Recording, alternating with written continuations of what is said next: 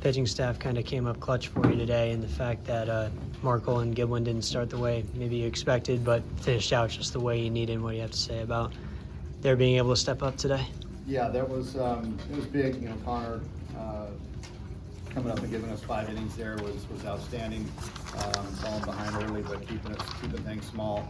And then say Gibby, first inning didn't go as planned, but he was able to bounce back. The ball was coming out great. He just had a little bad luck there with the wind swirling wind double there to start things off, and he's got to mentally put that behind him and not let that snowball in him. But he did a good job of bouncing back the next 2 innings and giving us two big zeros.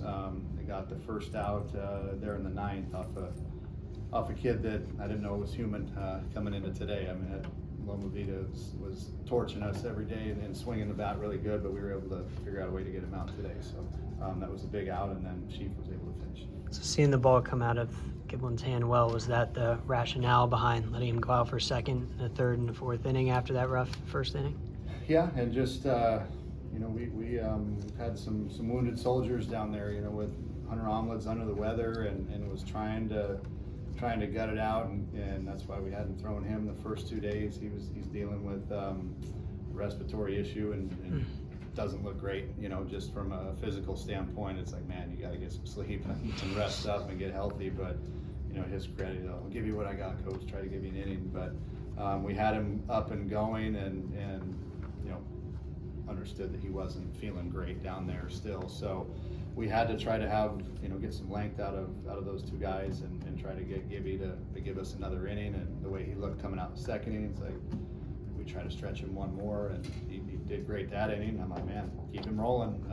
Try to get the first guy out, and we'll go from there and match up if we have to, because we knew Sheaf threw yesterday, and we didn't want him to have to go more than a full inning. So if we could steal some outs and have him finish if we needed to, then we would. So that was kind of the thought process behind that. This is the 4th straight game now where you've gone down in the first inning and roared back to be able to win, especially in the wake of last week in Washington State. What was to say about the resilience of your team to be able to fight back from those early deficits, now stringing together the longest streak of the season back at 500? Well, I think you look at the body of work as a whole. This whole week has been the biggest challenge we've had so far this year, right? Is you come off getting swept in Pullman, and everyone thinks the world's ending, and that type of stuff, and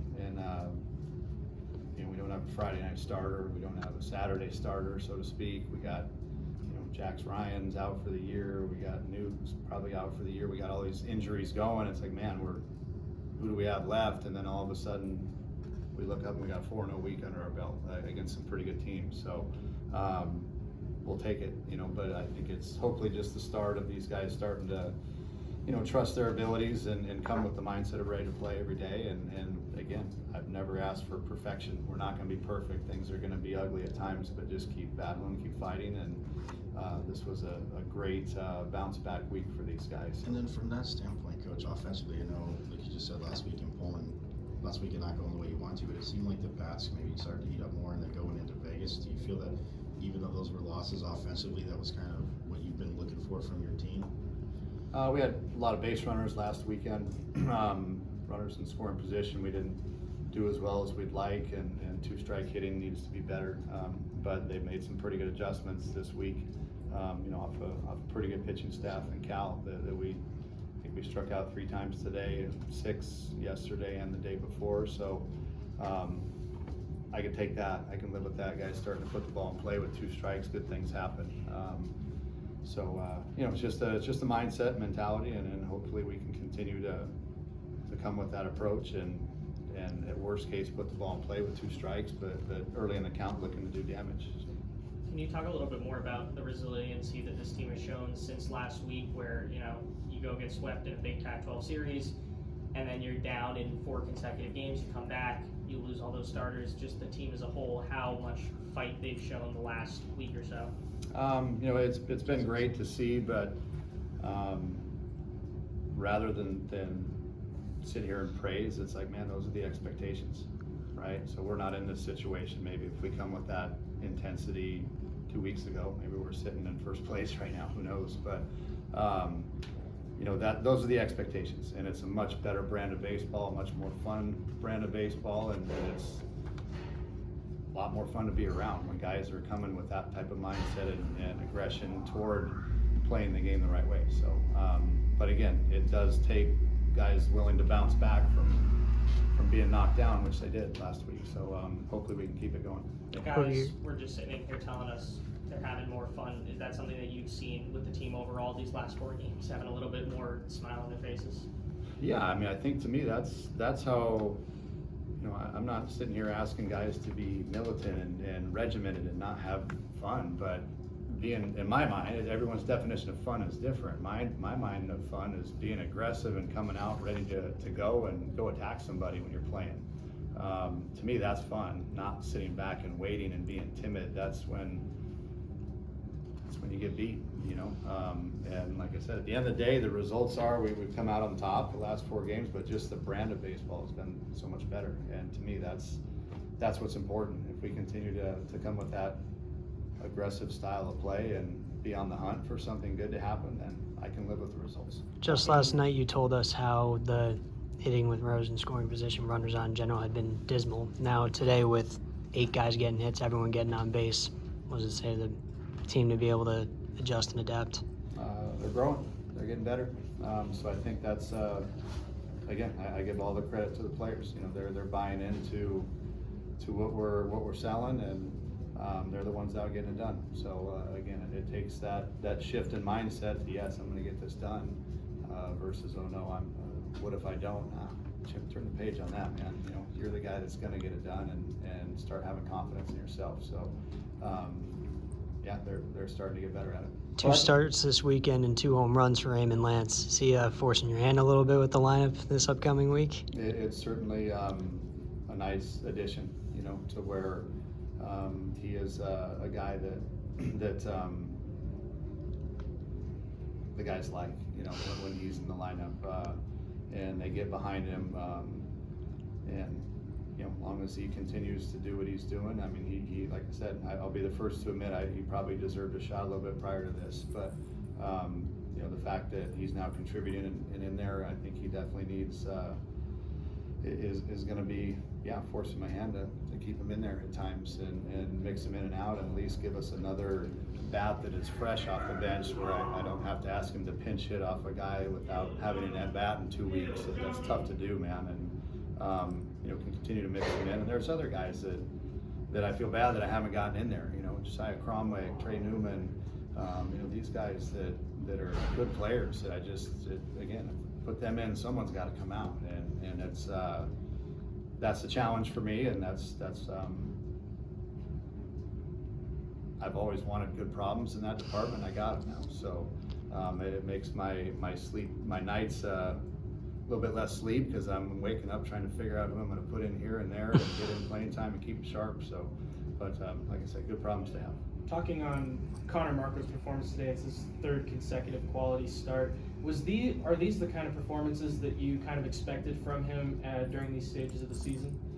That's why we went out and got him when he was in the portal. We knew he was a senior, you know, a veteran arm that knows how to pitch, and is he going to light up the radar guns with 95, 96? No, but he knows how to pitch and knows how to get and eat up innings and keep us in a game, and that's exactly what he's done. And yeah, that's why we went and got him. Just a serviceable, great, bona fide starter that knows how to get outs and eat up innings. And he's going to give up some hits. We knew that, but the facts are he limits damage very well. He keeps guys off balance, and then, you know, he gets guys thinking, and then it's not only what he does for himself when he's out there, but how he sets up the rest of the guys.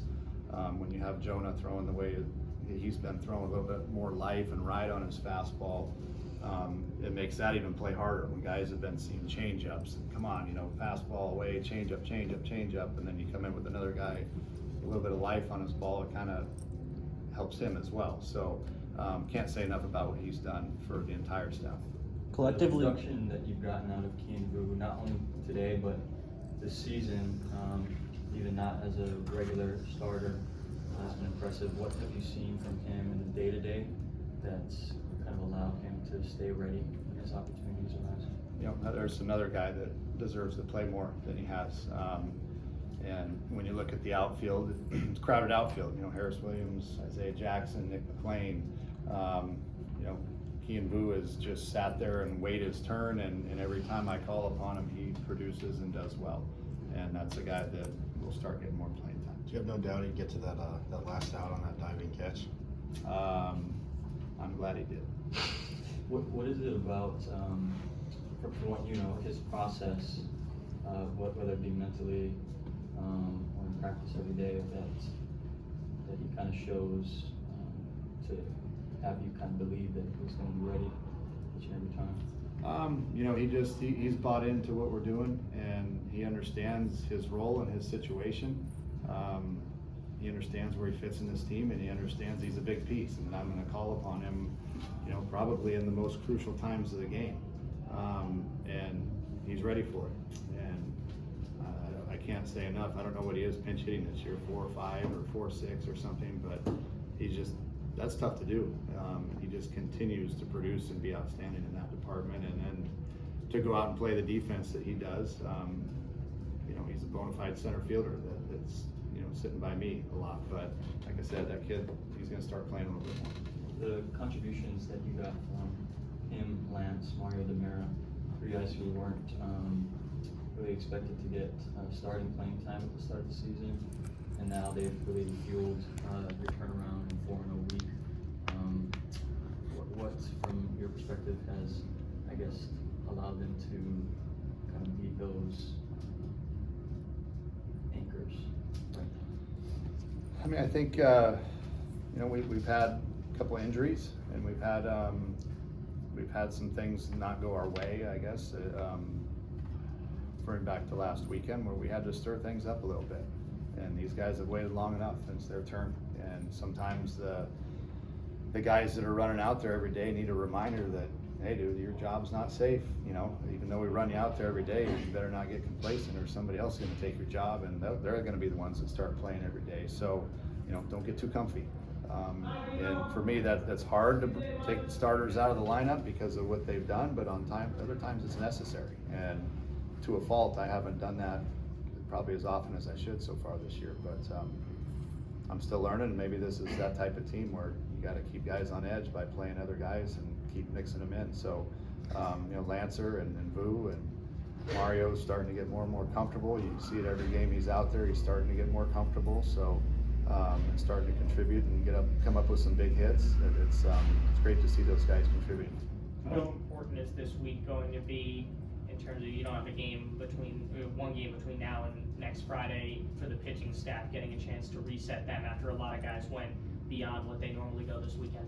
It's big. I mean, you said we turn the calendar from week to week. Every week's a big week. There's no easy ones. There's no easy games on the schedule. But this, you know, having Easter Sunday tomorrow and Monday off, and then just, you know, game on Tuesday. It's an important game. We got Grand Canyon, and they're always, you know, coming in hot and heavy to play us, and that's going to be a tough one. But then, you know, we got a few days until we get to Corvallis after that. So it's timing is good for us to be able to just have one game this week and a couple extra off days in there to kind of get our bodies back to par and hopefully get some of these guys healthy.